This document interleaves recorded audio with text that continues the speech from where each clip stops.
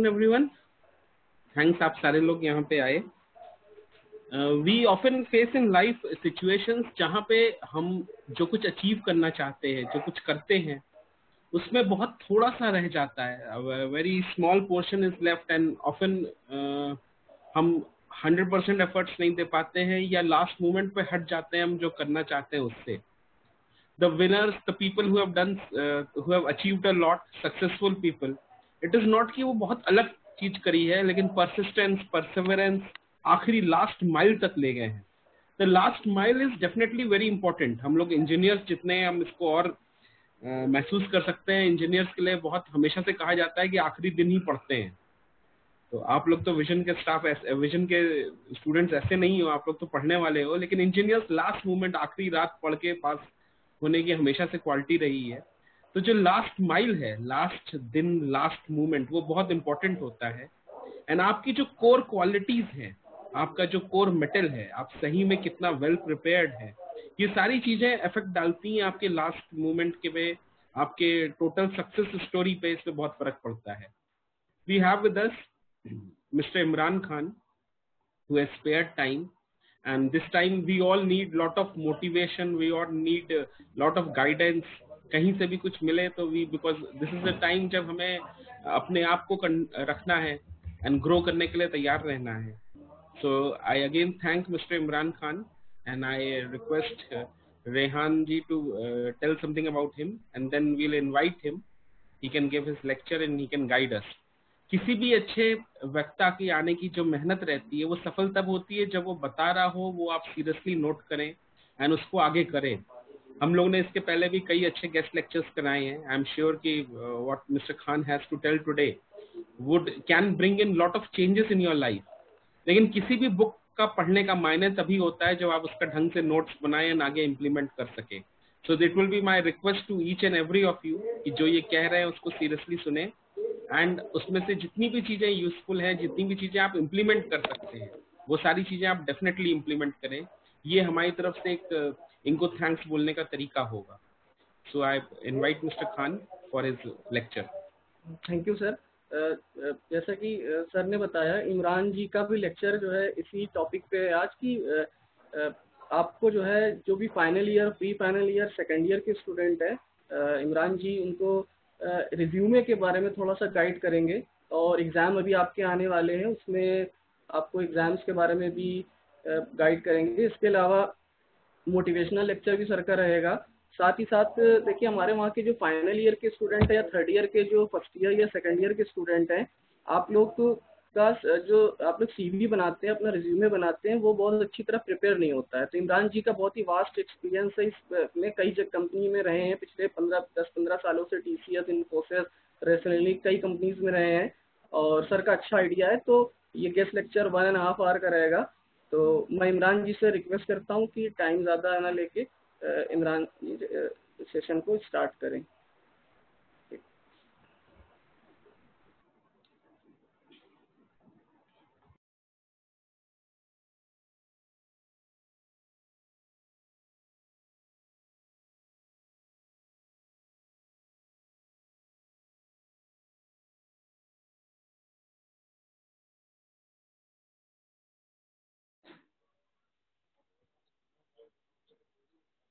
Good evening everyone. मुझे थोड़ा बता दें, आवाज़ क्लियर आ रही है आप लोगों को? हाँ इमरान जी, बिल्कुल क्लियर आ रही है जी। आज का जो सेशन है, जो लोग भी इस सेशन में जुड़ रहे हैं, मैं कोशिश करूंगा कि जो भी एक्सपीरियंसेस हैं इंडस्ट्री के और आपके लाइफ के लिए, मैं उनको शेयर करूं और आने वाले टाइम पर वो चीज़ें आपको काम आए। क्योंकि जब आप एक्सपर्ट से सीखते हैं तो चीज़ें आपके पास ज़्यादा पहुँचती हैं। रेहान सर ने मुझे इनवाइट किया, मैं थैंक यू सर को, विजन कॉलेज को, मैनेजमेंट को कि मुझे यहाँ बुलाया आप लोगों ने अपने बच्चों के लिए। आने वाला 1 आवर 1.5 आवर जितना टाइम भी हम साथ में स्पेंड करेंगे, तो मेरी कोशिश ये रहेगी कि मैं आपको उन चीज़ों के बारे में बताऊं जो आपकी करना चाहिए। कि मैं आपको बताऊं कि जब से इस पृथ्वी में जीवन की शुरुआत हुई है, इंसान अपने वजूद की तलाश कर रहा है। और जब हम अपने वजूद की तलाश कर रहे होते हैं तो हम 3 चीजों की तरफ देखते हैं। पहला होता है हमारा साइंस। हम जानना चाहते हैं, देखते हैं कि साइंस क्या हमारी मदद कर सकता है कि हमारा जीवन कैसे हुआ, किस वजह से हमारा जन्म हुआ, क्यों हम इस दुनिया में आए। दूसरा हम देखते हैं धर्म। वो सारे पॉइंट्स जो हमारे धार्मिक गुरु या बाकी लोग बताते हैं, उनके से हम समझने की कोशिश करते हैं कि दुनिया में आने का हमारा मकसद क्या है, क्या रीजन था कि हमें दुनिया में आने भेजा गया। और तीसरा पॉइंट है हमारा जो है वो पवित्र ग्रंथ। जो आपके पवित्र ग्रंथ हैं उसमें आपको बहुत सारे आइडियाज मिलेंगे कि आपके जीवन क्यों शुरुआत हुआ। मेरा मानना है कि हम सभी लोग ईश्वर, भगवान, अल्लाह, जिसको भी आप मानते हैं, उसमें आस्था रखते हैं। और उसका एक बहुत अच्छा सा एग्जाम्पल मैं आपको बताता हूँ जिससे आपका यकीन अपने भगवान पर, अपने गॉड, अपने खुदा पर और ज्यादा हो जाएगा। यानी अगर आपको ऐसा लगता है, कहीं डाउट आता है कि भगवान है या नहीं है, तो मैं आपको बड़ी अच्छी सी चीज बताता हूँ जिससे आपका जो एक विश्वास है वो और बढ़ जाए भगवान के। देखिए, साइंस हर वो चीज बता सकता है जिसपे उसने एक्सपेरिमेंट किया। पानी का फॉर्मूला हम सबको मालूम है। पानी का फॉर्मूला होता है H। H क्या होता है हमारा? हाइड्रोजन। और O2 that is oxygen. Hydrogen वो होता है कि अगर हाइड्रोजन जलने पर आए तो वो दुनिया को जला सकता है। अगर एक जगह हाइड्रोजन फेंक दिया जाए तो हो सकता है पूरी दुनिया वहां से खत्म हो जाए, बहुत सारी चीजें खत्म। तो या रॉकेट में हमको ऊपर भेजना है तो ईंधन का काम करता है हाइड्रोजन। हाइड्रोजन H जिसकी मैं बात कर रहा हूं, और उसके बाद आता है O2 यानी ऑक्सीजन। पहला है H यानी हाइड्रोजन और O2 यानी ऑक्सीजन। हाइड्रोजन मैंने आपको बताया कि इतना ज्वलनशील होता है कि अगर किसी जगह पर डाल दिया जाए तो पूरी जगह जलकर खत्म हो सकती है। और O2 में अगर आपने साइंस में पढ़ा होगा बचपन में कि O2 वो होती है यानी ऑक्सीजन होती है कि अगर ऑक्सीजन अवेलेबल ना हो तो आग नहीं लगेगी। यहाँ पे समझने वाली बात यह है कि पहला जो है H हाइड्रोजन जो जलाने में बहुत माहिर है, जलाने में बहुत तेज है, और दूसरा जो है वो भड़काने में बड़ा तेज है यानी O2। और जब दोनों मिल गए तो वो बुझाने का काम, यानी आपका भगवान, आपका खुदा, जिसको भी आप मानते हैं, जब उसने उन दोनों को मिला दिया और कहा कि तुम दोनों मिल जाओ। साइंस ऐसा कहीं कोई एक्सपेरिमेंट आप करके देख लीजिए, हाइड्रोजन और O2 को मिलाएंगे तो ब्लास्ट ही हो जाएगा। मगर ये आपका भगवान या आपका खुदा था, एग्जाम्पल दुनिया में भेजा कि देखो एक जो ऐसा था जो जलने में बहुत तेज था और दूसरा जो जलाने में बड़ा सहायक था यानी ऑक्सीजन। उन दोनों को जब तुम्हारे भगवान ने मिला दिया तो पानी बना दिया, और जब पानी बन गया तो अब पानी का काम क्या है? पानी उस आग को बुझाने का काम करता है। तो मेरा मकसद ये था समझाने का इसको कि जो जिस वजह से आपको यहाँ जन्म मिला है, जिस वजह से आप इस दुनिया में आए हैं, उसकी इम्पोर्टेंस को समझिए। जीवन हमारा एक है। अगर हम इस जीवन में कोई भी अचीवमेंट करते हैं तो वो आपके साथ लाइफ लॉन्ग रहने वाला है। ऐसा नहीं कि आज आपने अचीवमेंट चीजें खत्म हो, जिंदगी आगे बढ़ती रहेगी, बढ़ती रहेगी। फॉर एग्जाम्पल, आपका जो लक्ष्य है वो निर्धारित होना चाहिए। आपको मालूम होना चाहिए हमको जाना कहाँ पर है। मैं और मेरा दोस्त एक सड़क के किनारे बैठे थे, मेरा कुत्ता वहां पर साथ बैठा हुआ था। तो जो भी गाड़ी निकलती वो उस कुत्ते के पीछे दौड़ने लगता। जो गाड़ी थी उसके पीछे मेरा कुत्ता दौड़ जाता, काफी दूर तक दौड़ता और वापस चला आता। इतनी देर होने के बाद मेरे दोस्त ने पूछा कि ये जो तुम्हारा कुत्ता, आपने देखा होगा अक्सर जब गाड़ियां निकलती तो कुत्ते उनके पीछे दौड़ जाते। तो मेरे दोस्त ने पूछा क्या ये कुत्ता कभी तुम्हारी किसी गाड़ी को पकड़ भी पाएगा? तो मैंने उसको बोला कि इम्पोर्टेंट ये नहीं है कि उस गाड़ी को पकड़ पाएगा या नहीं पकड़ पाएगा, इम्पोर्टेंट ये है कि अगर वो उसको पकड़ लेगा तो वो करेगा क्या। सही बात है कि अगर वो गाड़ी को पकड़ भी लेगा तो करेगा क्या उसका, यानी वो लक्ष्य जो निर्धारित कर रहा है वो निरर्थक है, उसका कोई मूल्य नहीं है। तो आप जब अपने लक्ष्य का निर्धारण कर रहे हैं तो आपके लक्ष्य इस तरह के होने चाहिए कि आप जब किसी भी तरफ जा रहे हैं, आप जिस एजुकेशन में हैं, जिस पढ़ाई में हैं, जो भी काम आप कर रहे हैं, उसको इस तरह से पढ़िए कि जब आप उसको कंप्लीट करें तो आपके हाथ में कोई डिग्री जो आ रही है उसकी वैल्यू होनी चाहिए।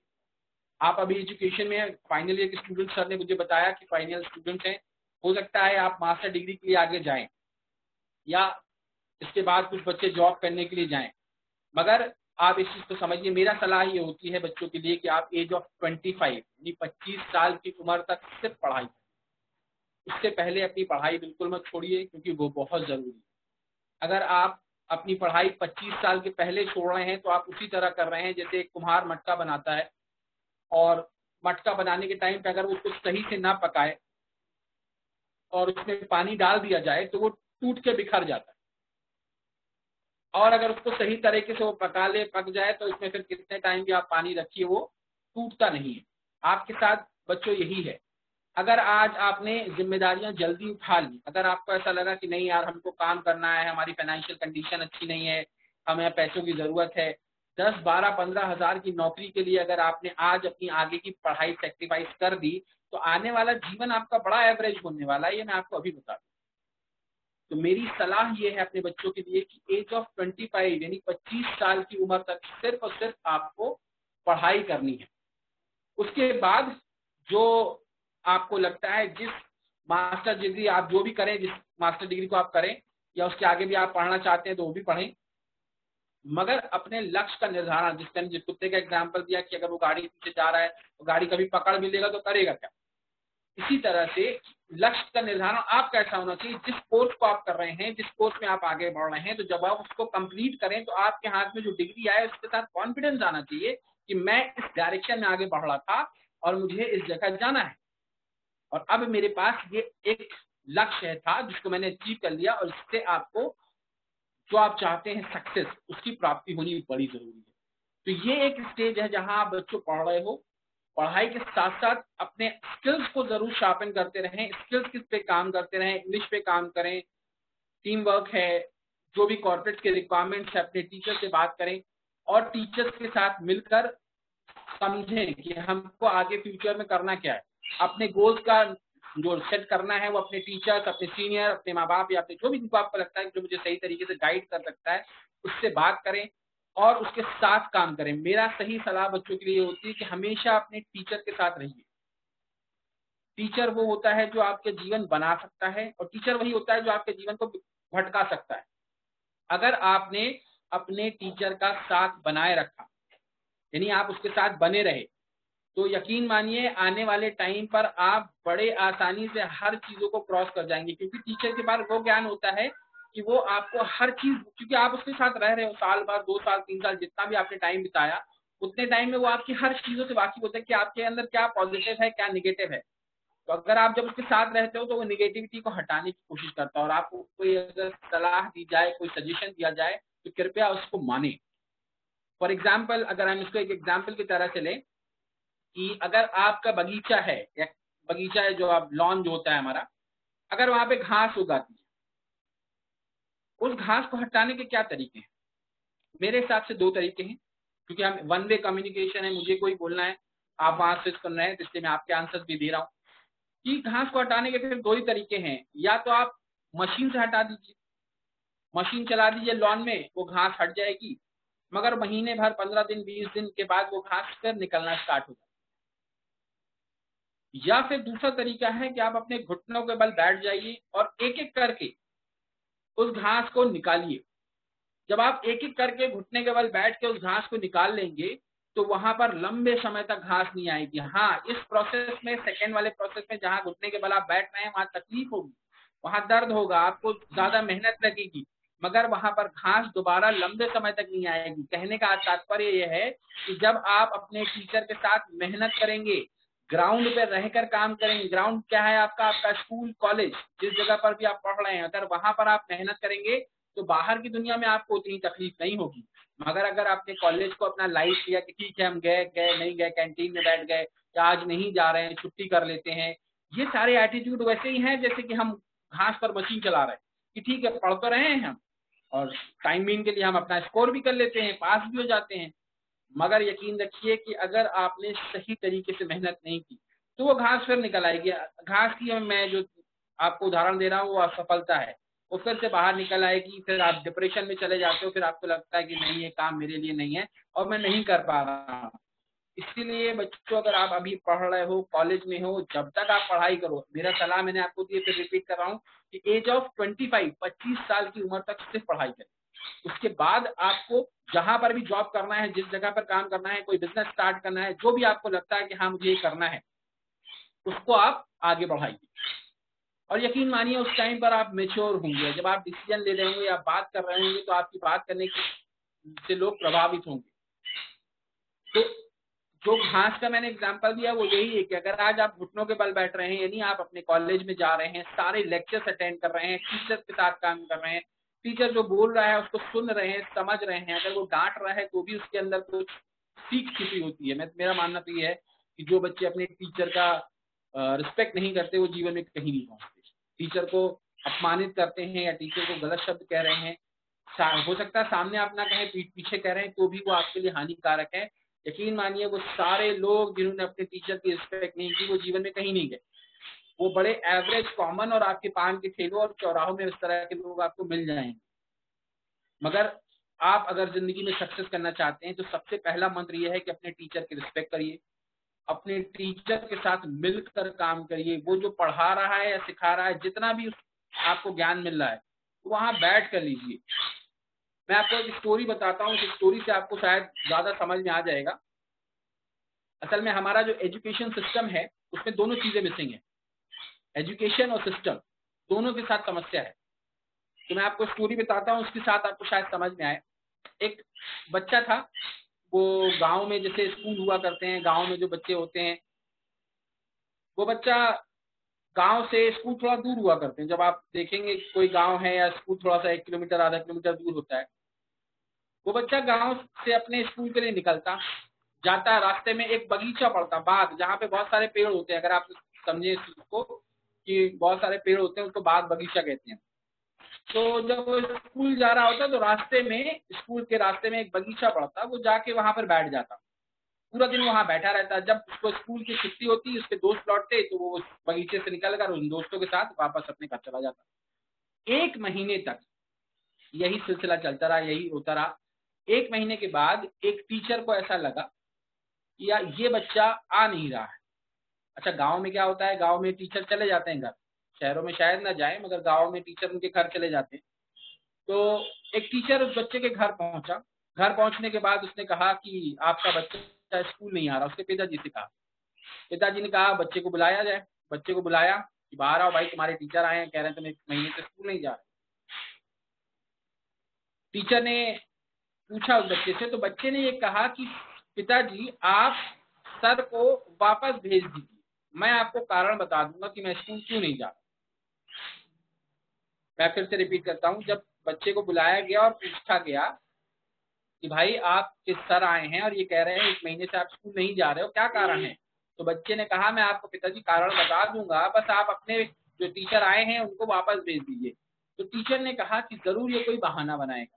तो टीचर ने कहा मुझे भी सुनना है। टीचर ने कहा मुझे भी सुनना है, आखिर ऐसी क्या बात है, ऐसी कौन सी वजह है जो तुम पिताजी को बता सकते हो, मुझे नहीं बता सकते, मैं भी जानना चाहता हूँ कि आखिर ऐसी क्या वजह है। बोले ठीक है टीचर सर, अगर आप सुनना चाहते हैं तो सुनिए। जब मैं स्कूल से के लिए निकलता हूँ, गांव से स्कूल के लिए जाता हूँ, तो वहां पर रास्ते में एक बाग बगीचा पड़ता है। उस बगीचे में 200 पेड़ हैं और उन 200 पेड़ों की रखवाली करने के लिए एक माली है, माली जो वहां रख रखाव करता है। वो उन 200 पेड़ों के बारे में जानता है, उस बगीचे के उन 200 पेड़ों के बारे में जानता है कि कहाँ खाद देनी है, कहाँ पानी डालना है, कहाँ दवाई डालना है, वो उन 200 पेड़ों के बारे में जानता है। मगर जब मैं स्कूल की तरफ देखता हूँ तो वहां हमारे 60, एक क्लास में 60-70 बच्चे हैं, मगर मेरा टीचर जानता नहीं कि मेरी जरूरत है। तो मुझे ऐसा लगता है कि ये जो माली है वो एक अच्छा टीचर है, और ये सच्चाई है कि आपकी जरूरत क्या है, क्योंकि हम इंटरेक्ट नहीं करते टीचर से। टीचर को सब्जेक्टिव जो मिला है वो उतना पढ़ा रहा है, और वो सब्जेक्ट आपके फ्यूचर में काम नहीं आ रहा। जब आप पढ़ के निकल रहे हो तो बोलिए तो हमने पढ़ा था, इसका कोई यूज ना आया। उसके बारे में रिसर्च करनी है आपको समझना है, आपको पूछना है टीचर से। यही मैं रिपीट कर रहा हूँ कि टीचर के साथ रहिए, आपको जो पढ़ाया जा रहा है उसको पूछिए कि फ्यूचर में क्या यूज होगा, कैसे इसको हम यूटिलाइज करेंगे अपनी लाइफ में। वहां से आपको आंसर मिलेंगे और वो आपको प्रिपेयर करके देगा। तो वापस स्टोरी पे आ जाते हैं। बच्चे ने कहा कि वो माली एक अच्छा टीचर है, वो उन 200 पेड़ों के बारे में जानता है और उन 200 पेड़ों के बारे में जानता है कहाँ खाद देना है, पानी देना है, वो सब जानता है, तो मुझे ऐसा लगता है वो एक अच्छा टीचर। ये बच्चे का जवाब था। अब अगर टीचर मेरे जैसा होगा तो जरूर जवाब देगा और देना भी चाहिए। टीचर ने भी जवाब दिया। टीचर ने जवाब दिया कि जब माली पेड़ों में पानी डालने जाता है, पेड़ उसको वहीं खड़े मिलते हैं। जब वो वहां दवाई डालने जाता है, पेड़ उसको वहीं खड़े मिलते हैं। जब वो खाद डालने जाता है, पेड़ उसको वहीं खड़े मिलते हैं। पेड़ घूमने नहीं चले जाते। यानी जब हमारा टीचर बड़ा मन लगा के आज सोच के आता है कि आज मैं बड़ा अच्छा पढ़ाऊंगा अपने बच्चों को, और पता चला दिन के 12-15 लड़के आए क्लास में, 20 बच्चे आए, तो जितना वो फोकस सोच के आया था कि 60 बच्चों के लिए आज मैं पढ़ाऊंगा, 60 बच्चों को मैं इस तरह से समझाऊंगा, वो सारा मोरल जो होता है टीचर का डाउन हो जाता है। अब एक क्लास में 10 बच्चे आए हैं तो वो क्लास में लेक्चर वहां से क्यों लेगा? वो बोलेगा आओ साथ में पास आके बैठ जाओ, यहीं से पढ़ लो जैसे आप कोचिंग या ट्यूशन पढ़ रहे हैं। तो कहने का तात्पर्य यह है कि हमको यानी स्टूडेंट को और टीचर को दोनों को बराबर आना पड़ेगा। टीचर्स को अपनी जिम्मेदारी समझनी पड़ेगी और स्टूडेंट को अपनी जिम्मेदारी समझनी पड़ेगी। जब हम दोनों बराबर आएंगे तब इस एजुकेशन सिस्टम में हम कुछ नया बदलाव ला सकते हैं। उसका कारण समझ लीजिए कि जब आपको स्कूल, कॉलेज, यूनिवर्सिटी किसी भी जगह से आपको डिग्री मिलेगी, वो कॉर्पोरेट में जब आप किसी जगह कंपनी में काम करने जाओगे वहां पे एप्लीकेबल नहीं होती।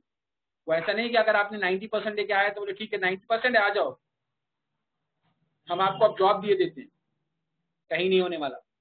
जैसे ही आप किसी कंपनी में जाओगे सबसे पहले बोलेंगे आपको रिटन टेस्ट दो, ग्रुप डिस्कशन में बैठो, इंटरव्यू दो, तब वो सिलेक्शन प्रोसेस पूरा होता है।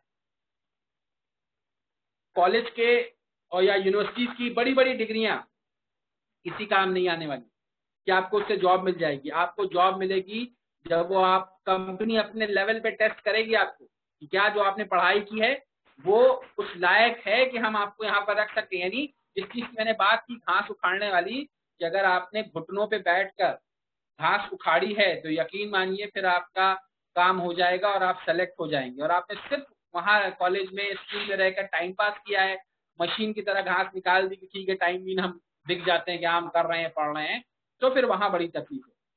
हर कंपनी आपको अपने लेवल पे टेस्ट करती है, इसीलिए वो स्कूल या कॉलेज की डिग्री को देखकर आपको जॉब नहीं देगी। वो एक टिकट के जैसा होता है कि ठीक है आपको एक टिकट मिल रहा है कि हाँ आप एप्लीकेबल हो गए, कि आप ग्रेजुएशन कर लिया है, पोस्ट ग्रेजुएशन कर लिया है और आपको हम बुला सकते हैं। और बुलाने के बाद वो सबसे पहले अपने लेवल पे लाएंगे आपको, कि आपको एक रिटर्न क्वेश्चन दे देंगे कि आपको इन क्वेश्चन के आंसर दीजिए। उसको आपने क्रॉस कर लिया, फिर वो कहेंगे ग्रुप डिस्कशन में बैठिए। ग्रुप डिस्कशन अगर आपने क्रॉस कर लिया तो फिर वो इंटरव्यू लेंगे, और इंटरव्यू भी कई राउंड्स में होता है। मैं आपको अगर बताऊं थोड़ा सा इंटरव्यू के बारे में, कि इंटरव्यू कई राउंड्स में होने वाले हैं। जितनी भी बड़ी कंपनियां हैं वो 5 से 10 राउंड तक खींच के ले जाती हैं, कि वो अलग अलग लेवल पे आपको टेस्ट करती हैं अगर आपको जॉब देना है। सीधी सी बात है, देखिए अगर वो एक 15 या 20 लाख का कैबिन बना रहा है तो वो चाहेगा 40 से 50 लाख का आदमी अंदर बैठे। वो किसी को भी जॉब इस तरह से ऑफर नहीं कर रहा। मैं देखिए बच्चों 10-15 हजार की नौकरी के लिए नहीं पढ़ाता हूँ या नहीं बता रहा हूँ मैं आपको, मैं बता रहा हूँ कि आपकी लाइफ अच्छी हो जाए। एटलीस्ट आप 40,000 50,000 से स्टार्ट करें किसी भी कंपनी में, और वो बहुत जरूरी है आज के डेट में। 15,000 20,000 अगर आप हम 15,000 10,000 अगर हम बात करें तो बॉम्बे में ऑटो वाले और रिक्शे वाला इतना महीने में कमा लेता है।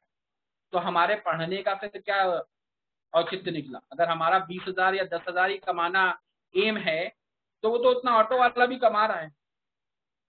अब मैं आपको पहली लाइन पे ले चलता हूं जहां मैंने आपको बोला कि इंसान अपने वजूद की तलाश करता है दुनिया में,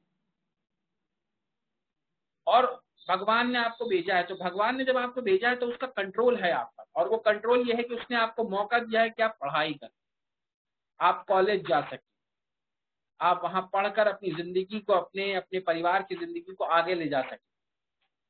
अगर उसके साथ आपने जस्टिस नहीं किया, ईमानदार नहीं रहे, तो फिर आपके साथ जो होना है वो तो आप खुद समझदार है। मगर अगर आपने अपनी पढ़ाई को लेकर ऑनेस्ट रहे, जस्टिस किया उसके साथ, तो आपकी जिंदगी, आपके परिवार की जिंदगी, दोनों की जिंदगियां सुधर जाती। ड्यू टू अभी क्या है, लॉकडाउन चल रहा है काफी टाइम से, आपने कोरोना वायरस का आपने सुना है, इसी वजह से हम इस तरह के सेशन ले रहे हैं या आपसे बात हो पा रही है। आपको भी एक नई टेक्नोलॉजी से रूबरू होने का मौका मिल रहा है, जूम वगैरह बड़ा एक्टिव हो गए हैं, हर से कॉलेज में पढ़ाई भी इसी तरह से हो रही है, आपकी कॉलेज में भी पढ़ाई हो रही है।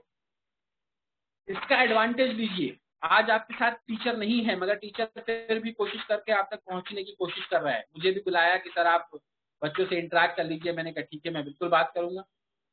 ये एक एडवांटेज है आपके पास। आने वाले फ्यूचर में हो सकता है ये टेक्नोलॉजी इतनी वास्ट हो जाए कि आपको कॉलेज बुलाया ही ना जाए, और वहां पर आपका लॉस है एक तरह से, क्योंकि टीचर की छत्र छाया में अगर आप हैं, मेरा मानना ये है, पर्सनली मैं आपको बता रहा हूँ कि अगर टीचर की छत्र छाया में है तो आप निखर जाता है, आपका जीवन निखर जाता है। फॉर एग्जाम्पल, अगर आपको याद हो, अभी रामायण चल रही थी, रामायण में देखा कि जो राजा के बच्चे होते हैं उनको पढ़ने के लिए कहाँ भेजते थे? गुरुकुल भेजा जाता था। गुरुकुल जंगल में होते थे, आचार्य रहते थे वहां पर और कुटिया बना के रहते थे, वहीं उन बच्चों को खाने का इंतजाम करना पड़ता था, खाने के लिए उनको भिक्षा मांगनी पड़ती थी, सारे काम उनको स्वयं करने पड़ते थे। क्या राजा का बच्चा चाहता तो वो एक अलग महल नहीं बनवा देता कि भाई यहीं बैठ के पढ़ो? नहीं। ये अगर आपको ज्ञान प्राप्त करना है, अगर आपको सीखना है, तो आपको जाना पड़ेगा अपने शिक्षक के पद तक। शिक्षक नहीं आते, ये पुराने जमाने से, आपने अभी रामायण देखी तो अगर आपको याद आएगा कि गुरुकुल भेजते थे। राजा महाराजा जी के पास अथाह दौलत थी, बहुत पैसा था, वो चाहते थे कल अपना महल के बगल में एक महल बना देते, बोले आचार्य आप यहीं रहिए और यहीं पढ़ाइए, मगर वो उनको जंगल भेजते थे कि वो हर तकलीफ सहें, और जब वो वहां से आते थे तो वो गुनी होकर आते थे। और आपके लिए भी यही सबक है कि अगर आपको सीखना है, ये टेक्नोलॉजी ठीक है एक तरह से, अभी आपके लिए लॉकडाउन है तो जरूरी है, मगर जैसे ही ये लॉकडाउन हट जाता है, कॉलेज खुल जाते हैं, तो हर दिन कॉलेज जाइए और हर अपने टीचर के सामने हाथों को झुका के रखिए। अगर आप मेरा हाथ देख पा रहे हो तो मैं आपको बताऊं कि देने वाले के हाथ कैसे होते हैं। जब कोई अगर कुछ दे रहा है तो उसके हाथ इस तरह हो, और जो ले रहा है उसके हाथ इस तरह हो। तो आज आपकी कंडीशन देने वाली नहीं है, आज आप शिक्षक से लेने हैं वाले हैं, तो आपको लेने के लिए हाथ इस तरह करने पड़ेंगे। जब आपके हाथ इस तरह रहेंगे तो एक दिन नहीं, 2 दिन नहीं, 10 दिन नहीं, एक दिन आपको जो आपका टीचर होगा आप पर तरस खाकर वो आपको दे देगा। कभी आपने अगर सिग्नल पर किसी बच्चे को भीख मांगते देखा हो, वो आपके पैरों के पास आ जाता है और वो पैंट खींचने लगता है कि भैया कुछ दे दीजिए, हो सकता है आप झिड़क दे, चलो चलो हटो यहाँ से, नहीं कुछ, मगर वो हटता नहीं है। सीखिए, उस चीज से सीखिए। आप उसको डांट देंगे, चिल्ला देंगे, मगर वो जाएगा नहीं। फिर आप झुंझला के गुस्सा करके बोलेंगे ले पकड़ 5 रुपए लो और जाओ यहाँ से। क्या हुआ? सीख क्या थी? कि उसने दामन उसका आपका तब तक नहीं छोड़ा आपको जब तक आपने कुछ दिया नहीं। अपने टीचर के साथ भी इसी तरह का रिलेशन बना लीजिए, जब तक वो आपको कुछ देना उसका पीछा मत छोड़िए, और उसी प्रेम भाव से बच्चे को देखेंगे जब आप वो मांग रहा होता है भैया प्लीज दे दो, कुछ तो दे दो, आज कुछ खाया नहीं है, जो भी अपने अपने उसके बात करने का तरीका होता है, इसी तरह टीचर के साथ अपना बिहेव रखिए। अपने हाथों को इस तरह रखने का मतलब ये है कि अपनी बातों में, अपने स्वभाव में, यानी बिहेवियर जो आपका है उसमें इस तरह से अपने टीचर के सामने जाइए कि आज मैं टीचर आज फिर खाली आया हूँ आपके सामने हाथ लेकर, और क्या आज आप मुझे कुछ नया दे सकते हैं? देखो जीवन बड़ा अनमोल है। इस कोविड-19 ने आपको कम से कम इतना तो सिखा ही दिया होगा कि जीवन का महत्व क्या है। जो लोग पैसों के लिए पूरा दिन यहाँ वहां घूमा करते थे, आज वो बाहर नहीं जा रहे हैं, हमारा जीवन बचा है, और जीवन एक है। इस चीज को बहुत अच्छे से समझ लीजिए, एक जीवन मिला है आपको। जब तक आप जीवित हैं तब तक आप सारी चीजें कर रहे हैं, और एक दिन ऐसा आएगा जब आप रात को, अगर मैं यूजुअली बच्चों को चीजें बताता नहीं, मगर आज बात निकली है कोविड-19 की और सारी चीजें चल रही, तो मैंने कहा मैं आपको बताऊं इस चीज को कि रात होती है तो आप चाहें न चाहें आप सो जाते हैं, नींद आ जाती है, आप लेट जाते हो, आपकी आंखें बंद हो जाती हैं, और आंखें बंद होने के बाद आपको कुछ याद नहीं होता क्या हो रहा है दुनिया में। इस तरह से नींद आती है रात, और सुबह जब फिर मालिक आपका जो खुदा है या भगवान गॉड जिसको आप मानते हो, वो फिर आपको उठा देता है, उठो आज तुम्हें फिर एक नया जीवन दिया, और वो आपसे कहता है जाओ आज कुछ नया करो। तो हम अपने जीवन का महत्व क्या इस तरह से देख पाते हैं? क्या हम अपने सुबह उठने पर अपने भगवान को थैंक यू बोलते हैं कि भगवान आज तूने मुझे उठा दिया, जब इंसान के अंतिम समय होता है, बड़ा मजेदार चीज है कि जब अंतिम समय होता है तो वो भगवान से एक एक मिनट मांगता है, भगवान एक दिन और जी लूं मैं, भगवान एक दिन और जी लूं मैं। वो वहां पर टाइम नहीं मिलता। जब तक आज आपके पास टाइम है, हर दिन तुम्हारा भगवान, तुम्हारा गॉड, तुम्हारा खुदा तुमको सुबह उठा रहा है और उठाने के बाद कह रहा है कि उठो और जाओ दुनिया में आज कुछ नया करो, कुछ क्रिएटिविटी पे बात करो, कुछ इनोवेशन पे बात करो, कुछ आइडियाज पे बात करो। ये तुम्हारी लाइफ के लिए बेहतर है, क्योंकि तुमको मैंने चुना है पढ़ने के लिए। जिस तरह मैं आग और आग की जलाने वाली हवा को दोनों को मिला के पानी बना सकता हूँ, तो ये मान लो कि मैंने तुम्हें चुना है पढ़ने के लिए, तुम जाओ और पढ़ाई करो। एक व्यक्ति की मृत्यु हो गई, वो भगवान के पास पहुंचा, बाइबल की स्टोरी है ये। और पहुंचने के बाद भगवान ने उससे पूछा कि ये बताइए कि आप स्वर्ग में जाना चाहते हैं कि नरक में जाना चाहते हैं।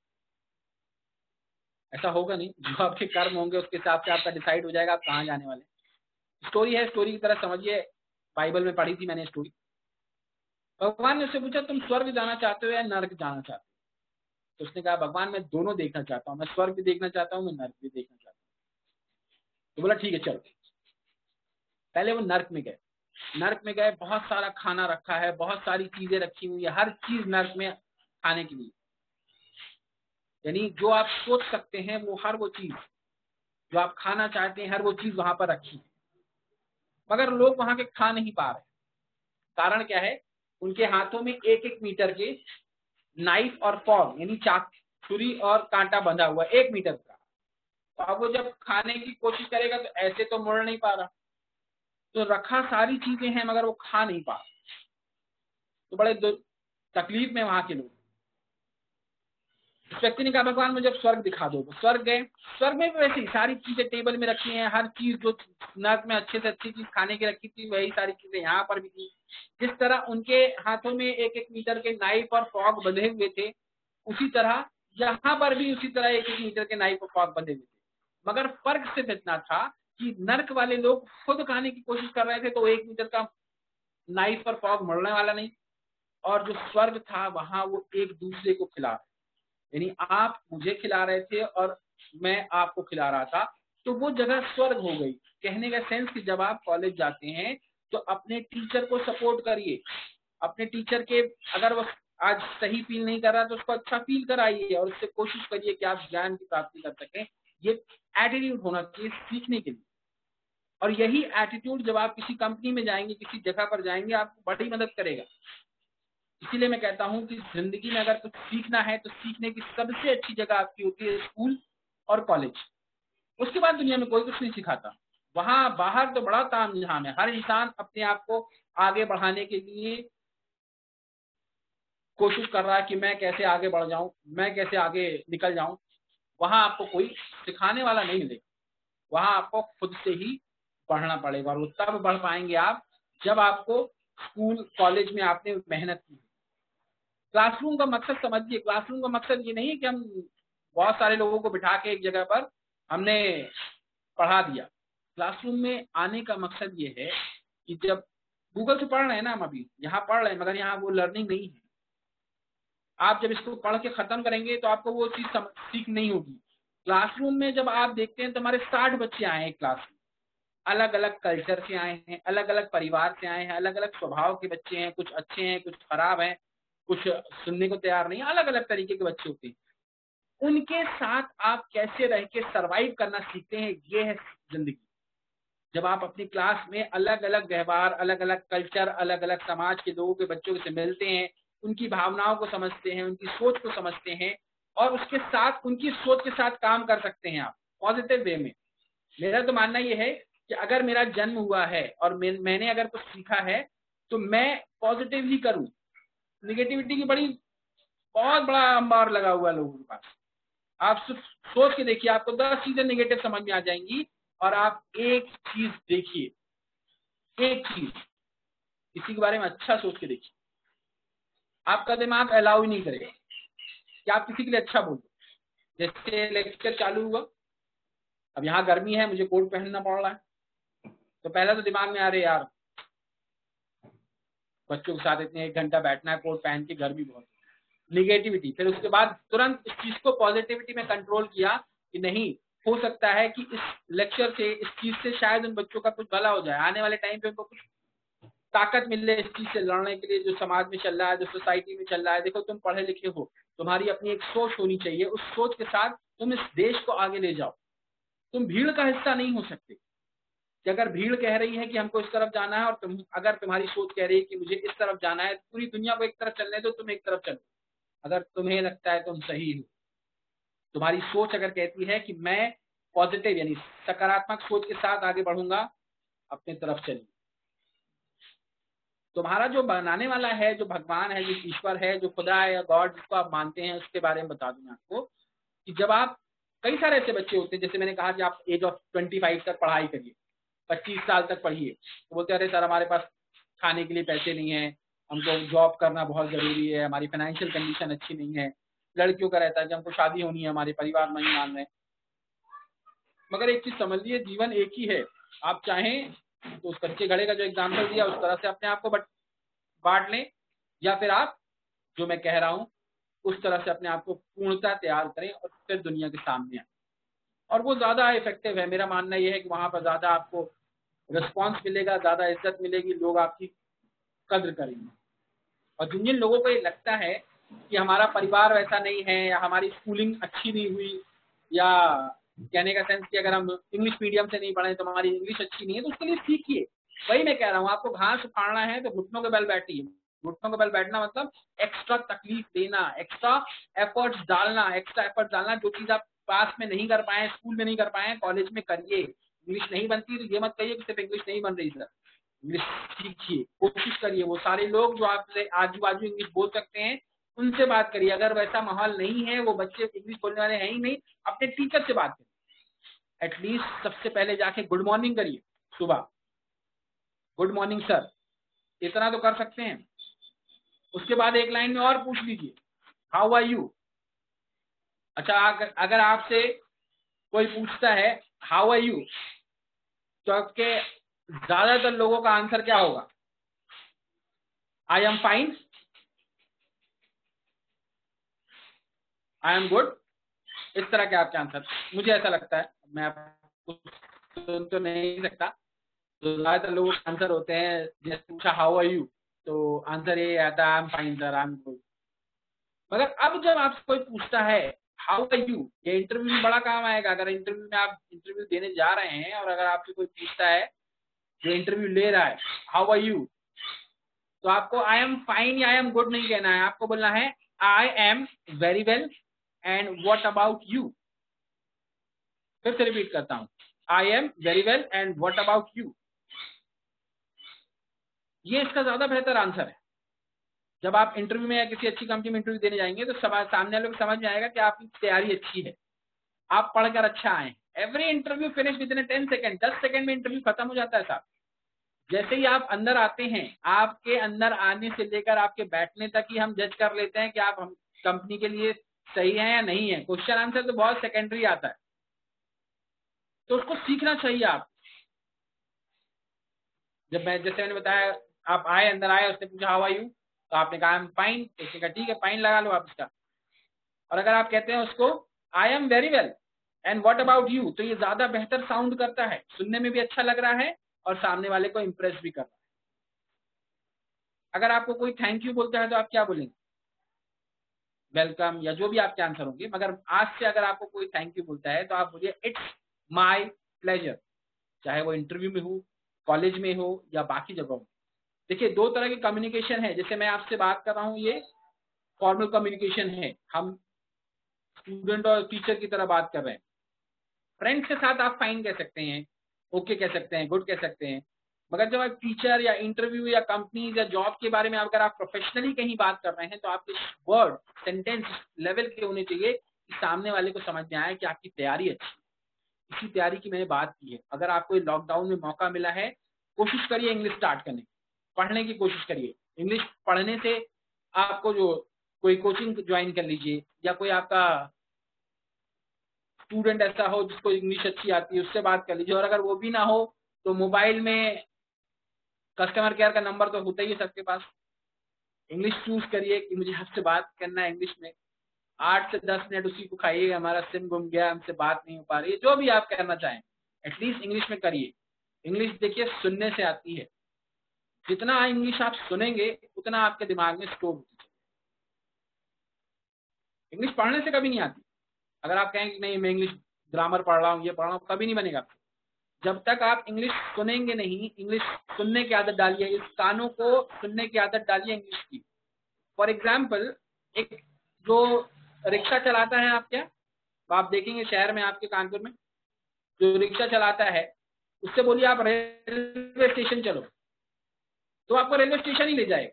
इंग्लिश वर्ड है रेलवे स्टेशन। रिक्शा वाले ने पढ़ाई नहीं की होगी या उसने कभी स्कूल की शक्ल भी नहीं देखी, तो भी वो आपको रेलवे स्टेशन पहुंचा देगा, क्योंकि उसने सुना है इंग्लिश का वो वर्ड सुना है, किसका मतलब रेलवे स्टेशन, यानी वहां जाना है।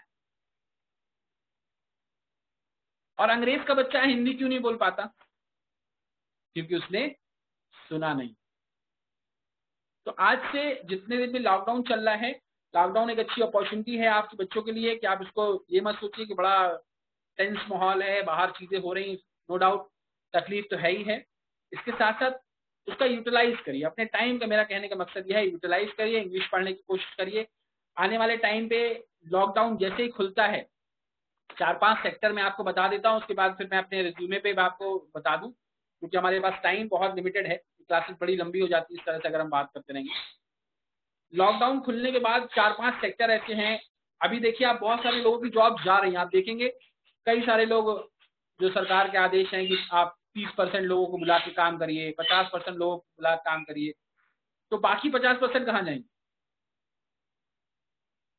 आने वाले टाइम पे इकोनॉमी आप देख ही रहे हैं लो जा रही है, तो उन सेक्टर्स पे फोकस करना है हमको, उन सेक्टर्स की तरफ ध्यान रखना है कि जो सेक्टर्स इस लॉकडाउन में भी ग्रो करेंगे, यानी बढ़ेंगे, उनका बिजनेस बढ़ेगा। हर चीज में एक पॉजिटिव एक नेगेटिव होता है, अगर कुछ गलत हो रहा है तो उसके साथ सही भी होगा।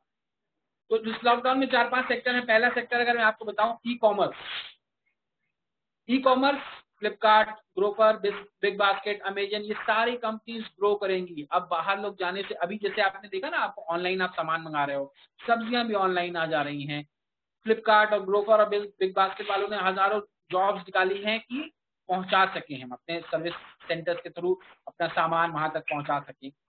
तो ई कॉमर्स एक अच्छा ऑप्शन होगा फ्यूचर में आने वाले टाइम में। जैसे फाइनल ईयर के स्टूडेंट जो हैं जो निकलेंगे, आने वाले टाइम पे आप इन कंपनीज की तरफ ध्यान कर सकते हैं, इनकी सर्विसेज में आप जोड़ सकते हैं, कोई अपना ऐसा प्रोडक्ट बना के इनके साथ जोड़कर आप सेल आउट कर सकते हैं, या कोई ऐसी सर्विस डिजाइन कर सकते हैं अपनी तरफ से कि हाँ मैं अगर अमेजोन के साथ जुड़ रहा हूँ कानपुर में, अगर मैं इसके साथ काम करूंगा तो ये मेरी सर्विस है और ये अमेजोन को फायदा पहुंचाएगी, तो आप उनके साथ टाई अप भी कर सकते हैं अलग। और अगर आपको लगता है कि नहीं मेरे पास ऐसा कोई बिजनेस आइडिया नहीं है या फिर मेरे पास ऐसी कोई सर्विस नहीं है, तो आप जॉब के लिए भी अप्लाई कर सकते हैं, क्योंकि ये कंपनी अपने आप का एक्सपेंशन कर रही है।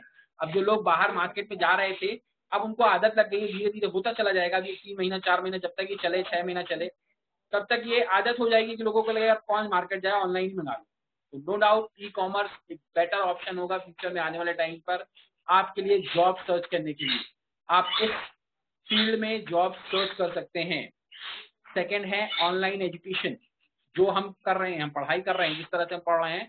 आपने, मुझे नहीं लगता जूम वालों ने इतना कभी बिजनेस किया होगा जितना इस कोरोना वायरस की वजह से उनको बिजनेस मिल रहा है, या बाकी जितने वेबसाइट्स हैं या साइट्स हैं जो ऑनलाइन बिजनेस स्टार्ट करके आपको पढ़ाई पे मदद कर रहे हैं, ऐसे प्लेटफॉर्म बने हुए हैं जहां पर आप काम कर रहे हैं। मेरे बड़े सारे लोग हैं जो कह रहे हैं कि सर हमको ऑनलाइन कर दीजिए, तो ये आपके पास एक अच्छी अपॉर्चुनिटी है। को सीखिए कि जैसे आपके पास कोई ट्यूशन वाला है, कोई ट्यूशन पढ़ाता है, उसके 50 बच्चे उसके यहाँ पढ़ने आते हैं, आप कहिए हम आपको कांटेक्ट करेंगे, आपके सारे बच्चों को हम अपने प्लेटफॉर्म में लेकर आएंगे, आप उसको सर्विसेज दीजिए, उसको ऑनलाइन ले जाने में मदद करिए। कई सारे बिजनेसेस हैं जो ऑनलाइन जाना चाहते हैं, उनको आइडिया नहीं है। तो एजुकेशन में बड़ा स्कोप है। हर कॉलेज इस तरह की टेक्नोलॉजी को अडॉप्ट करने की कोशिश कर रहा है। जो फॉरेन में है, कई सारे रिसर्च ऐसे आ रहे हैं जिन्होंने 2021 तक ही अपने कॉलेजेस बंद कर दिए हैं, उनको नहीं लगता कि 1 साल तक कुछ भी पढ़ाई होने वाली है, तो वो सारे ऑनलाइन आ गए हैं, सारे के सारे ऑनलाइन आ रहे हैं। तो ऑनलाइन एजुकेशन में बड़ा स्कोप होने वाला है। ऑनलाइन एजुकेशन जैसे अब अगर आपने स्कूल में देखा हो, छोटे स्कूल वगैरह में पहले इसी तरह के लेक्चर सिर्फ बड़े क्लासेस के लिए होते थे, स्कूलों में भी हो रहे हैं। तो आप अपना कोई ऐसा सॉफ्टवेयर तैयार कर सकते हैं या सॉफ्टवेयर के साथ जुड़ सकते हैं या टेक्नोलॉजी वाइज आप कर सकते हैं या मार्केटिंग, उन कंपनीज के लिए मार्केटिंग की जॉब अप्लाई करके आप एजुकेशन लाइन में भी इसको आगे अपने करियर को देख सकते हैं। थर्ड आता है हमारा डिजिटल मार्केटिंग। डिजिटल मार्केटिंग यानी बिजनेस। अब जो छोटा से छोटा दुकानदार है, क्योंकि ग्राहक उसके वहां तक नहीं पहुंच रहे और ग्राहकों की संख्या कम होती जा रही है। फॉर एग्जाम्पल, अगर एक हमको माइक्रोवेव खरीदना है, माइक्रोवेव मार्केट से लेने जाना है, तो अब कंपनियां अपने एम्प्लॉइज को इस तरह से तैयार कर रही हैं कि आप फोन पर ही उनको बताइए और ऑनलाइन डेमो दीजिए। यानी अगर आपका कोई बिजनेस है तो आप फोन पर उनसे कांटेक्ट करिए, अगर वो लेने के लिए तैयार हो जाते हैं तो आप ऑनलाइन उनको डेमो दीजिए और प्रोडक्ट की सर्विसेज अमेजॉन या बाकी जो मैंने आपको बताया जो सर्विस प्रोवाइडर है उन तक पहुंचा दीजिए। आपको घर जाने की भी जरूरत नहीं। छोटी छोटी आपकी शॉप्स हैं, आप अपने चाहते हैं कि अपना बिजनेस हम बढ़ाएं, या कॉलेजेस हैं या स्कूल्स हैं, हर फील्ड में हर बच्चे जो भी आप बिजनेस कर रहे हैं या सर्विसेज ऑफर कर रहे हैं, आप ये समझिए डिजिटल मार्केटिंग। वैसे भी मैंने पहले भी हम लोगों ने इस चीज पे डिस्कशन किया कि डिजिटल मार्केटिंग ही आने वाला फ्यूचर है, और अब तो ये प्रूव होता चला जा रहा है। बड़ी जल्दी इंडिया में लोगों को लगता था डिजिटल मार्केटिंग इतनी जल्दी नहीं आएगा, मगर ड्यू टू कोरोना वायरस और इसकी वजह से आप देख रहे हैं कि हर चीज लोग अपने डिजिटल करके एडवर्टाइज करना चाह रहे हैं। व्हाट्सएप पे हो, फेसबुक मार्केटिंग हो, लिंक्डइन में हो, हर जगह अपने अपने आप को प्रमोट कर रहे हैं। तो आप स्टूडेंट्स के लिए एक अच्छा अपॉर्चुनिटी है कि आप देखिए कि क्या ऐसा कोई मेरे पास टैलेंट है, क्या ऐसी कोई सीख है या कोई ऐसी टेक्नोलॉजी है जिसके थ्रू मैं अपने आसपास के लोगों के बिजनेस को डिजिटल कर सकता हूँ, उनको इंटरनेट से कनेक्ट करके जोड़कर उनको वहां तक उनके बिजनेस के एक्सपेंशन में ला सकता हूँ कि ग्राहक अगर उनके पास नहीं आ रहे तो हम ग्राहक को टेक्नोलॉजी के थ्रू उनके तक पहुंचा दें। ये भी एक अच्छा ऑप्शन है आपका। फिर आता है health care. Health care no doubt हमेशा चलेगा, कभी था नहीं था, रहे नहीं रहे, रिसेशन आए, मगर फिर भी हेल्थ केयर चलेगा। मगर हेल्थ केयर के बाद इस कोविड-19 के टाइम पे अगर आप देखेंगे तो ज्यादातर लोगों को ये लग रहा है कि उनके पास हैंड में ग्लव्स होना चाहिए, मास्क एक अच्छा वो आ गया कि मास्क लगा के रखें हम। सैनिटाइजर को तो कोई पूछता ही नहीं था। सैनिटाइजर एक ऐसा था मेडिकल ग्रुप में जो अचानक आईएएस ऑफिसर बन गया, जिसकी कोई पूछ परख नहीं थी। सैनिटाइजर मुझे नहीं लगता कि हमारे कितने बच्चों ने यूज किया होगा इस कोविड-19 के पहले, मगर अब ज्यादातर लोगों को हैंड सैनिटाइज करना है। तो अगर आपको लगता है कि सिर्फ आप ये मत सोचिए कि हम डॉक्टर ही बन के मेडिकल लाइन में जा सकते हैं, ऐसे बहुत सारी चीजें हैं जो अब लोग फिटनेस पे ध्यान दे रहे हैं, लोग अवेयरनेस पे अपने चेकअप्स करा रहे हैं। तो ये भी एक अच्छी फील्ड है जहां पर आप अपनी जॉब्स तलाश कर सकते हैं या कोई ऐसा प्रोडक्ट या कोई ऐसी सर्विसेज बनाकर आप इस लाइन में आ सकते हैं।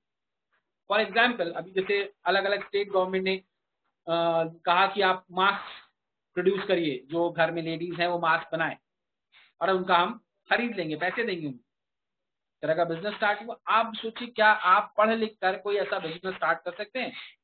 देखिए मैं आपको बताऊं कि एज ऑफ 25 मैंने आपको बोला पढ़िए, और पढ़ने के बाद एज ऑफ 30 यानी 30 साल तक कोशिश करिए जॉब कर लें, 3-4-5 साल आप जॉब कर लें, और एज ऑफ 30 के बाद खुद का कोई बिजनेस स्टार्ट करिएगा, खुद का कोई वेंचर स्टार्ट करिए, खुद का कोई आइडिया लगाइए जिससे आप दुनिया में खुद से सर्वाइव करेंगे। जिंदगी भर जॉब मत करिएगा, जिंदगी भर जॉब करने के लिए आप दुनिया में नहीं आए हैं, वरना आपकी लाइफ बड़ी एवरेज रहने वाली। अगर आप बहुत अच्छी कंपनी में पहुंच गए, बहुत अच्छा नाम कर रहे हैं, बहुत ग्रो कर रहे हैं, टाइम टू टाइम आपको लग रहा है कि हमारी सैलरी लाख, 2 लाख, 5 लाख, 10 लाख बढ़ रही है, तो देन इट्स ओके, गुड। उसके बावजूद मैं कहूंगा साइड बाय साइड कोई ऐसा बिजनेस स्टार्ट करिए, वो बिजनेस जो कि आपको फ्यूचर में मदद कर सके। क्योंकि बॉडी जो है आपकी एज ऑफ 40 या 40 के बाद आपकी बॉडी आपको जो आप एनर्जी आज फील कर रहे हैं, जो ताकत आज आप फील कर रहे हैं, वो 40 के बाद फील नहीं होगी। 40 के बाद कई सारे लोगों को बीमारियां घेरेंगी, किसी को डायबिटीज, किसी को ब्लड प्रेशर, अलग अलग तरीके की बीमारियां लोगों की तरफ जाएंगी। और वहां पर जब इस तरह की वो बीमारियां आएंगी तो यकीन रखिए कि फिर जिस तरह जो एक्टिव जितने आप इस टाइम पर हैं कि आप दौड़ के कॉलेज चले जाते हैं, दौड़ के ग्राउंड चक्कर काट लेते हैं, खेल लेते हैं, वो वहां पर होता नहीं। तो 30 साल तक आप जॉब करने की कोशिश करिए और 30 से 40 की एज में अपना 10 साल के अंदर अपना एक सेटअप बना लीजिए। जैसे मैंने आपको आइडियाज दिए कि हेल्थ केयर है, डिजिटल मार्केटिंग है, टेक्निकल जॉब्स है, ई कॉमर्स है, ऑनलाइन एजुकेशन, या इस तरह के और भी किसी फील्ड में अपने आप को स्टैब्लिश करने की कोशिश करिए कि क्या कोई ऐसा प्रोडक्ट मैं बना सकता हूँ, क्या कोई ऐसी सर्विस मैं आपको दे सकता हूँ जो मैं आपके आने वाले लाइफ में लाइफ लॉन्ग काम करे। अब उबर और ओला जो ये आपकी कैब्स चलती हैं वो क्या है? सर्विसेज हैं।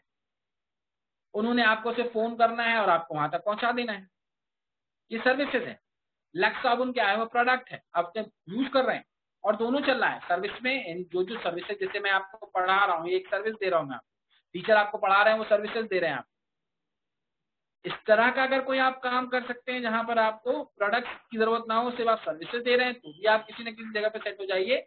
और अगर आपको लगता है कि मैं कोई ऐसा प्रोडक्ट जैसे मास्क है, सैनिटाइजर है, या बहुत सारे फिनाइल है, या बहुत सारी चीजें, नई नई चीजें जो अब लोगों को आने वाले फ्यूचर में रहेगा, अवेयरनेस रहेगी कि नहीं ये वायरस का इम्पैक्ट इतना गहरा है लोगों के दिमाग में कि आने वाले कई सालों तक आप याद रखिए कि इस चीज की डिमांड बनी रहने वाली है और अवेयरनेस क्रिएट रहेगी। जिस तरह से मैंने बोला ना, सैनिटाइजर का नाम लोग जानते तो होंगे मगर कितने लोगों ने यूज किया होगा पता नहीं।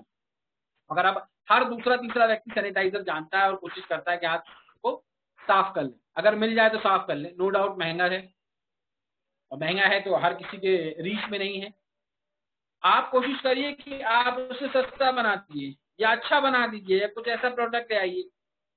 तो कहने का सेंस ये है कि आपके जीवन में आपके पास टाइम बड़ा लिमिटेड है। इसलिए मैंने कहा जब आप रात होती है और आप सो जाते हैं तो आपको कुछ पता नहीं चलता, मगर जब सुबह होती है तो आपको भगवान, आपका मालिक आपको एक नया दिन देता है कि जाओ आज कुछ नया करो, कुछ नया सीखो।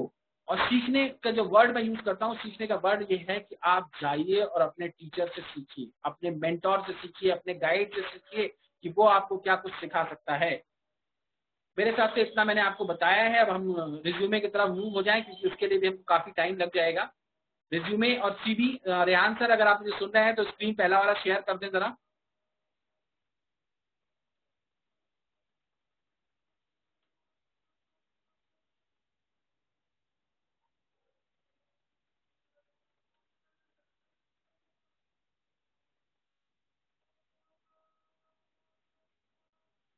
ये रिज्यूमे का फॉर्मेट है, ये वो फॉर्मेट है जो आप किसी भी कंपनी के लिए अप्लाई कर सकते हैं।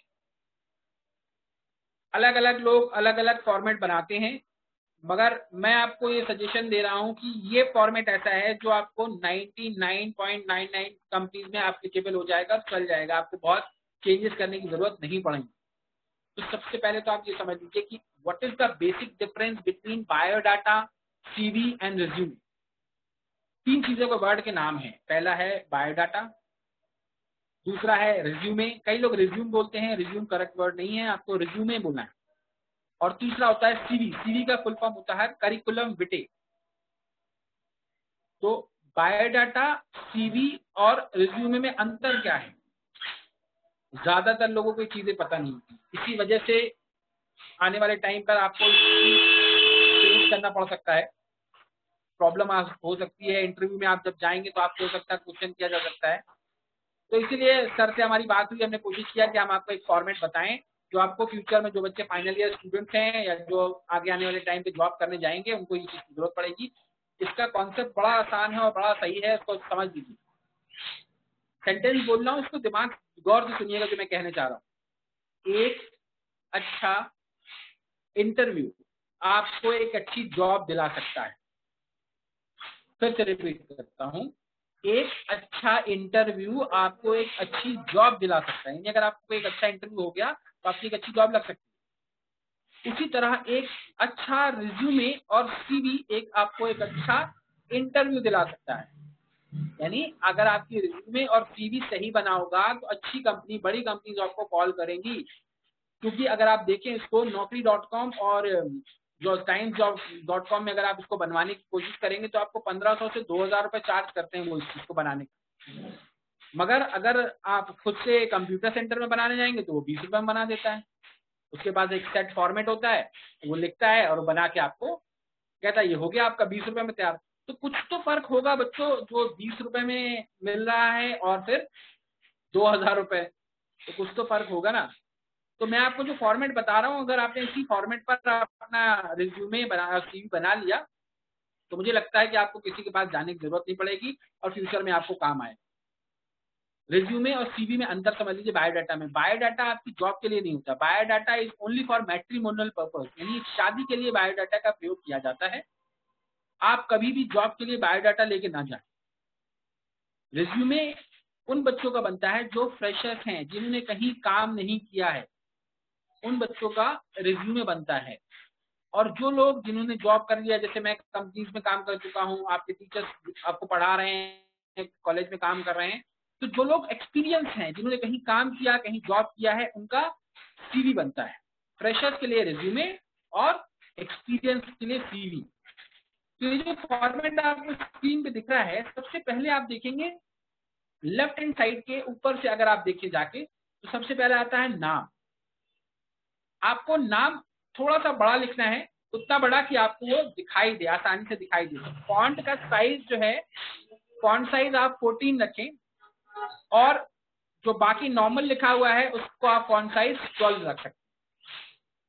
कंप्यूटर के बच्चे जो जानते होंगे मैं जो कह रहा हूँ समझ में आ जाएगा। जो बच्चे कंप्यूटर नहीं चलाते हैं वो अपने टीचर जरूर समझें कि फॉन्ट क्या होता है, फॉन्ट साइज क्या होता है। यानी जो फॉन्ट पे लिखा हुआ है उसको फॉन्ट कहते हैं, और कितना बड़ा लिखा है उसको फॉन्ट साइज कहते हैं। तो नेम आप देखें थोड़ा डार्क करके लिखा है हमने। जो आपका नाम है, सबसे पहले आपका नाम आएगा। सेकेंड लाइन में जिसके नीचे नाम के बाद आता है एड्रेस, जिस जगह पर आप रहते हैं उस जगह का एड्रेस। एड्रेस बहुत इंपॉर्टेंट है, उसी एड्रेस को लिखें इस जगह पर जो कि आपको फ्यूचर में आप वहां लंबे समय तक रहने वाले हैं। दैट मीन्स परमानेंट एड्रेस ही लिखें। कोई जैसे आज आप कानपुर में पढ़ने आए हैं, तो आपने कानपुर का, उसके बाद आप कानपुर छोड़ के दिल्ली चले गए, तो अगर हमको आपसे कम्युनिकेशन करना है, कहीं आपको कुछ बुलाना है, तो आप तक पहुंच ही नहीं पाएंगे। तो आपको अपने परमानेंट एड्रेस लिखना है कि जहां पर 20 साल बाद भी अगर हम कोई कम्युनिकेशन करना चाहें, वहां आपके तक वो बात पहुंच जाए। थर्ड नंबर पे आता है आपका कॉन्टैक्ट नंबर। कॉन्टैक्ट नंबर बहुत इंपॉर्टेंट है। वही नंबर लिखें जो आप लंबे समय तक अपने साथ रखने वाले हैं। वो नंबर बिल्कुल में ना लिखें रिज्यूमे या CV में, जो कि आप हर 1 महीने, 2 महीने, 6 महीने में बदल देंगे। उसका रीजन बता देता हूँ। सपोज आज आप मेरे पास जॉब के लिए आए, आज जिस जॉब की जरूरत, मुझे जिस तरह के आदमी की जरूरत है वो आपने नहीं है, अगर आप में क्वालिटी है, हम आपको कभी देख सकते हैं फ्यूचर, तो हम ये रिज्यूमे और CV अपने पास रख लेते हैं। 6 महीने बाद आपको ऐसा होता है कि भाई 6 महीने बाद जो है 6 महीने बाद हमने कहा कि ठीक है भाई, आपका इस बच्चे को हमने देखा था 6 महीने पहले, इसको बुला लेते हैं। अब आपने हमको हम कांटेक्ट करेंगे, तो कैसे कांटेक्ट करेंगे? कांटेक्ट करने के लिए हमको आपको फोन करेंगे। अगर आपका नंबर ही सही नहीं होगा, फोन नंबर सही नहीं होगा, तो फिर हम कैसे आपको पहुंच पाएंगे? तो इसीलिए मैं हमेशा मेंशन करता हूं कि वो बच्चे जिनको लगता है कि हमारा कॉन्टैक्ट नंबर ये लंबे समय तक रखने वाले हैं, वही रखें। ये समझ लीजिए, अंडरलाइन करिए अपने दिमाग में। आज तक जितने भी डॉक्यूमेंट आपने बनाए हैं, उन सब में से सबसे अच्छा डॉक्यूमेंट, यानी सबसे इंपॉर्टेंट डॉक्यूमेंट जो है वो आपका रिज्यूमे और CV है। यानी जितने भी थीसिस और बाकी सारी चीजें लिखी हैं, उन सब से ज्यादा इंपॉर्टेंट ये है। तो इसको बनाने में ज्यादातर आपको 3 से 4 दिन देना चाहिए। अपनी चीजों को लिखें, रफ लिखें, और उसके बाद जो मैं बताता जा रहा हूँ उनको ऑर्डर के साथ लिखना स्टार्ट करें। 4th नंबर पे आता है मेल ID। बहुत इंपॉर्टेंट है। अगर आपकी मेल ID नहीं है तो मेल ID बनाएं, और मेल ID सिंपल बनाएं। सिंपल यानी जैसे आपका नाम राजू है, तो आप राजू और उसके बाद अंडरस्कोर अपनी डेट ऑफ बर्थ लिखें। इस तरह से अपनी सिंपल मेल ID बनाएं। कुछ कोई ऐसे शब्द या कोई वर्ड यूज ना करें जो कि प्रोफेशनल ना हो। कहने का सेंस ये है कि सिंपल आपकी ID होनी चाहिए। और जिनकी मेल ID नहीं है, फिर अपने टीचर के पास जाएं और अपनी मेल ID बनाएं और उसको चेक करते रहें। ये बहुत जरूरी है। उसके बाद नीचे आ जाएंगे, देखिए कि लाइन सी आएगी। फर्स्ट मेन टॉपिक में आएंगे आप। तो पहला होता है करियर ऑब्जेक्टिव। आपके करियर का ऑब्जेक्टिव क्या है, मकसद क्या है? जिस तरह मैंने आपको बताया दुनिया में आने का हमारा एक मकसद है, इसको हम ढूंढते रहते हैं। उसी तरह आपका अब मकसद क्या है, किस तरह की जॉब आप देखना चाह रहे हैं, किस पोजीशन में आप अपने आप को देखना चाह रहे हैं। तो इसमें जैसे लिखा है पोजीशन एज ए मैनेजर और रेपुटेड मल्टीनेशनल ऑर्गेनाइजेशन, इस तरह से आपको लिखना है। आपको इसको कॉपी मत करिए, आप खुद बनाइए, अपने टीचर के साथ बैठिए और अपने करियर ऑब्जेक्टिव को लिखिए कि मेरा करियर ऑब्जेक्टिव क्या है, मैं किस तरह से अपने आप को देख रहा हूं फ्यूचर में, आने वाले 5 साल में मैं क्या हूं, मेरा फ्यूचर में मेरी ग्रोथ क्या है और मैं किस तरफ जाने वाला हूं। उसको इसमें आपको ज्यादा नहीं, आपको 2 लाइन में ही मैं लिखना है। करियर ऑब्जेक्टिव हमेशा 1 सेंटेंस, 2 या 3, मैक्सिमम 3 सेंटेंस होने चाहिए, यानी 1 से 2 लाइन, इससे ज्यादा आपको नहीं लिखना है। फिर इसके बाद जो नेक्स्ट टॉपिक है दैट इज वर्क एक्सपीरियंस। क्योंकि अभी आपके पास कोई ऐसा वर्क एक्सपीरियंस नहीं है, आप में से किसी ने जॉब नहीं किया है, मगर आने वाले फ्यूचर में हो सकता है आप जॉब करेंगे और उसके बाद फिर आपको दोबारा अपना रिज्यूमे सीवी में कन्वर्ट करना पड़ेगा। तो आपको करियर ऑब्जेक्टिव के बाद तुरंत आपका आता है वर्क एक्सपीरियंस। वर्क एक्सपीरियंस जहां आपने काम किया है उसके बारे में लिखना है। तो वर्क एक्सपीरियंस में जितने साल आपने काम किया, जिस पोस्ट में आप हैं, वो लिखा जाता है। नेक्स्ट टॉपिक है कंपनी प्रोफाइल। क्योंकि थोड़ा सा जल्दी बता रहा हूँ, टाइम 10 मिनट ही बचा है मेरे हिसाब से। कंपनी प्रोफाइल, जिस कंपनी में आपने काम किया है वो कंपनी करती क्या थी, उसका कंपनी प्रोफाइल, यानी जो जो वो करती थी उसके बारे में लिखना है। उसके जस्ट नीचे लिखा हुआ है KRA, दैट इज की रिस्पॉन्सिबिलिटी एरिया, यानी आप वहां जब काम कर रहे थे तो आपके पास ऐसे कौन कौन से काम थे जिनको आप देखते थे, जिन जिन में आपने काम किया है, वो आपका होता है की रिस्पॉन्सिबिलिटी एरिया। ये की रिस्पॉन्सिबिलिटी एरिया में सारी चीजें लिखी हुई हैं, जैसे उन्होंने लिखा है डेवलपिंग HR प्लान्स, पॉलिसीज, ये HR का है।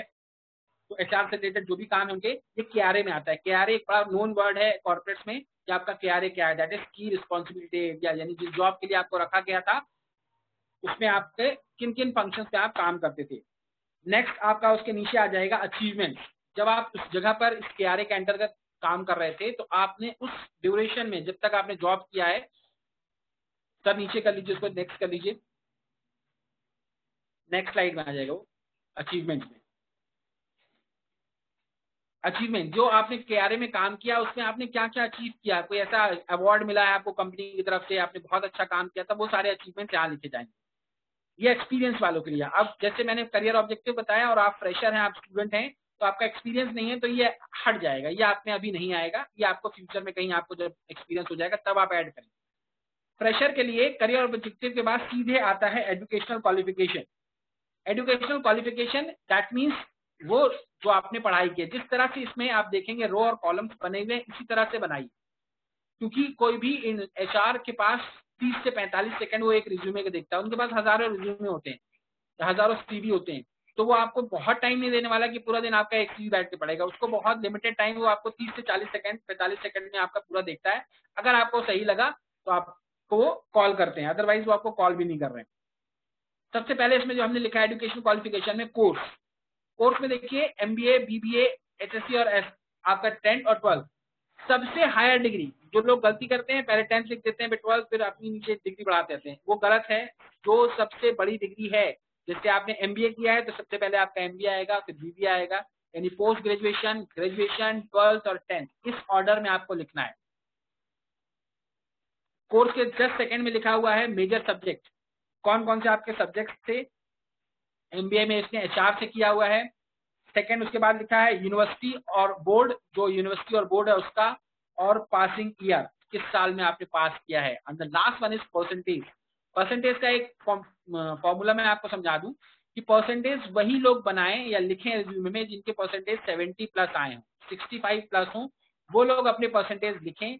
जिनके 35, 40, 45, 50 हैं वो कृपया अपने परसेंटेज इसमें ना लिखें। ये कॉलम, ये रो बनाए ही ना, आपको सिर्फ लिखना है course, major subject, university board और पासिंग ईयर।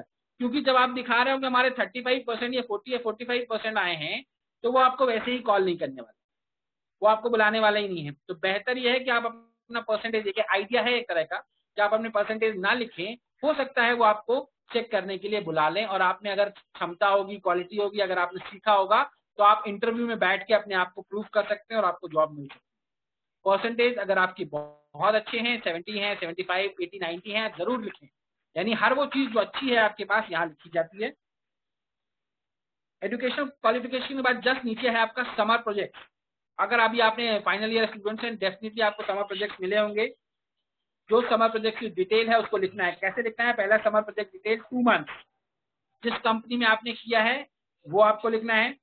प्रोजेक्ट का टाइटल लिखना है, ड्यूरेशन लिखना है, और डिस्क्रिप्शन मतलब जो सारे काम आपने उस प्रोजेक्ट को लेकर किए हैं, कौन कौन सी चीजें ऐसी थी जो कि आपको वहां पर आपने उस प्रोजेक्ट के अंतर्गत की। तो जितना मैंने इसमें लिखा हुआ है, कम से कम अच्छे से अच्छा वर्ड जो आपने यूज किया है, यानी हायर जो आपने अचीव किया है उस प्रोजेक्ट में, उसको आपको लिख देना है। बहुत बड़ी थ्योरी नहीं बनानी है, बहुत थीसिस नहीं लिखने हैं, 4-5 लाइन में अपने पूरे प्रोजेक्ट को डिस्क्राइब करके लिख कर छोड़ देना है।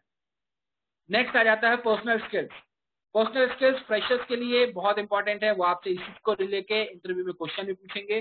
तो जो आपके अंदर है वही लिखिएगा। रिज्यूमे और सीवी में कोई भी चीज गलत कॉपी करके नहीं लिखी। मैंने आपको बोला एक रफ कॉपी लीजिए, जो मैं आपको टॉपिक्स लिखवा रहा हूँ उनको लिख लीजिए और आप देखिए कि आपके पास उनमें से क्या चीजें हैं। उस रफ को फिर पेयर करना है इसी फॉर्मेट में जैसे ही इसमें लिखा हुआ है। तो पर्सनल स्किल्स में है जैसे never say die spirit, communication skill, team leader and follower too, willingness to learn, observation power, enthusiastic and loyal. ये सारे एक आप में से इनमें से जो भी चीजें आपके पास हैं उनको आप लिखें और ये पहले आप रफ में लिख लें और जब आपको इस चीज से कंप्लीट हो जाए तो फिर पेयर करें और इसी ऑर्डर में लिखें जिसमें मैं बता रहा हूँ, राइट। उसके बाद क्योंकि आपके पास ऐसा कोई जॉब का नहीं है तो फिर आपने जो पार्टिसिपेशन किया है एक्टिविटीज में, जो भी पार्टिसिपेशन हुआ एक्टिविटीज में उसको लिखना है आपको। मेन टॉपिक है पार्टिसिपेशन इन एक्टिविटीज। पहला है इवेंट ऑर्गेनाइज। अगर आप कॉलेज जाते हैं, आपके इवेंट्स होते रहते हैं, फंक्शंस होते रहते हैं, उसमें अगर कहीं ऑर्गेनाइजिंग टीम में थे, उसका कोई सर्टिफिकेट मिला है तो उसको मेंशन करिए। इसीलिए मैं कह रहा हूँ कॉलेज जाइए, आपको बहुत सारी चीजें मिलेंगी। कोई आपका फंक्शन होता है, आप टीचर को बोलिए सर हम पार्ट लेना चाहते हैं, हमको इसमें ऑर्गेनाइज करना है, हम आपके साथ ऑर्गेनाइजिंग टीम में रहेंगे। ये आपके लिए फायदेमंद है। कंपनी ये सारी चीजें वैल्यू करती हैं, उनको देखती हैं कि हाँ इसने कहा कितना इंटरेस्ट लिया है। सेकंड टॉपिक है आपका अवार्ड्स एक्स्ट्रा करिकुलर एक्टिविटीज में, कहीं आपने खेल में, गेम्स में, डांस में, सिंगिंग में कहीं कोई सर्टिफिकेट जीते हैं, वो सारी चीजें यहाँ पर मेंशन करिए। नेक्स्ट है आपका सोशल, यानी सोशली अगर कहीं आप एक्टिव हैं, समाज में आपने कोई ऐसा काम किया है, कोई ऐसा अचीवमेंट किया है तो उसको आपको मेंशन करना है। And the fourth is charitable nature, यानी जैसे कोई एड सोसाइटी है, कैंसर एड सोसाइटी है या हेल्प एज इंडिया है, बूढ़ों के लिए आपने कहीं काम किया है, उसको भी लिखिए। ये आपके कैरेक्टर और आपके स्वभाव को बताता है, आप किस तरह के व्यक्ति हैं। देखिए रिज्यूमे और सीवी वो है जो आपकी एब्सेंस में आपकी पर्सनालिटी को बताता है, या जब वहां पे आप होते नहीं हो आपको देख इन्हीं सारी चीजों को जज किया जाता है कि अच्छा इस बच्चे का नेचर इस तरह का है कि वो चैरिटी में भी पार्टिसिपेट इसने किया है। The next one is other qualification and experiences. आपने अगर कंप्यूटर से रिलेटेड कोई चीज की हुई है तो उसको आपको मेंशन करना है, बेसिक कंप्यूटर नॉलेज या जो भी आपने लिखा है। उसके बाद आता है presentation. Presentation in the sense कि जो सारे प्रेजेंटेशन आप कॉलेज में हो रहे हैं, आप तो देखते होंगे आपके कॉलेजेस में प्रेजेंटेशन होते रहते हैं, जो प्रेजेंटेशन आपने बनाए हैं और दिए हैं उनको आपको इसमें मेंशन करना है। And the last is personal details. Personal details में आपका आ जाता है डेट ऑफ बर्थ, जो आपकी डेट ऑफ बर्थ है वो लिखिए, father's name, mother's name, language known, hobbies और मैरिटल स्टेटस। मैरिटल स्टेटस चाहे तो लिखें, ना चाहे तो ना लिखें। कई बार ऐसा होता है कंपनी चाहती है कि हमको शादी वाला बंदा चाहिए, कोई चाहता है कि हमको बिना शादी वाला बंदा चाहिए, तो ये ना लिखें तो भी चलेगा। कई सारे लोग गलती करते हैं, नीचे डिक्लेरेशन लिख देते हैं I hereby so and so, लिखने की जरूरत नहीं है। आप जो लिख रहे हैं वो सही लिख रहे हैं और वही सही है, इसलिए क्योंकि रिज्यूमे में और सीवी में कोई चीज गलत आप नहीं लिखेंगे। सॉरी। और लास्ट में एक वर्ड है रेफरेंसेस।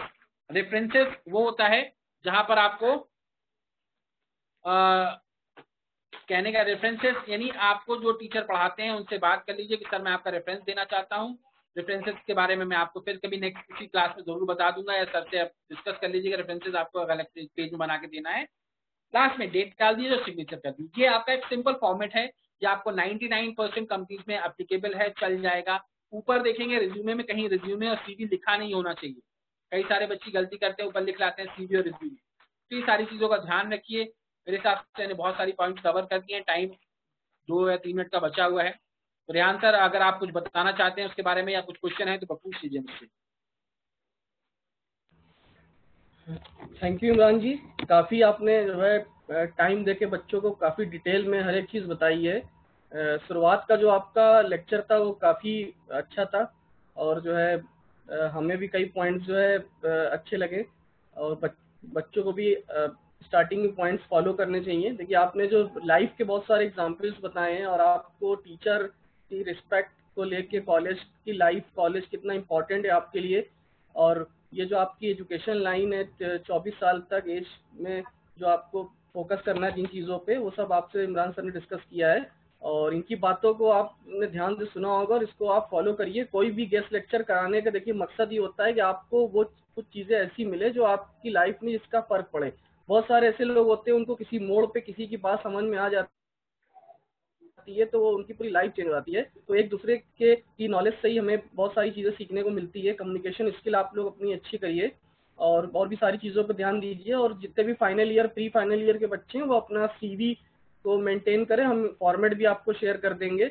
बाकी फ्यूचर में कभी टाइम मिला तो इमरान जी से मैं रिक्वेस्ट करूंगा कि एक बार उनको कॉलेज भी बुलाऊंगा, और लॉकडाउन खत्म होने के बाद तो टाइम मिला तो आपके लिए एक अलग से लेक्चर अरेंज कराएंगे। तो थैंक यू इमरान जी, आपने काफ़ी टाइम निकाल के लेक्चर बच्चों को दिया। Thank you. अब हम इस मीटिंग को एंड करते हैं। Thanks to all for joining.